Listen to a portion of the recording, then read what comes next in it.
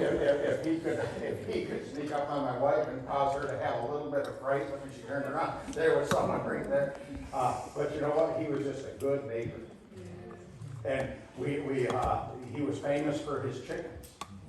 And you know, his chickens wandered all over the place. But he always had a simple solution. If his chickens were bothering you in any way, my wife would have her garden up there, and she'd have to shoo the chickens out of the garden. And she'd shoo them across the road. She'd get up there about by the mailbox, and they'd all be across the road, and Bob would be standing over there watching the whole thing. And once the chickens got back on his side, he had a very simple solution. He'd say, "Wendy, put up a fence." like, what's your problem? You know, she was making things far too complicated by every day chasing the chickens back across. She just put up a fence.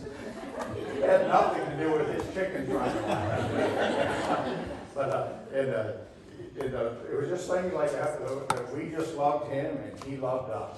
And just everything about his life.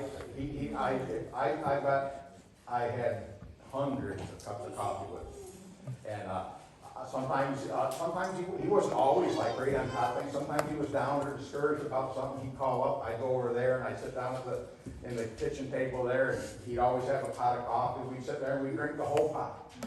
And we would just talk about this or that or the other thing. He was a very simple man. We had no problem buying him a Christmas gift. We always knew he wanted microwave pizza, and he wanted donuts, and he wanted coffee.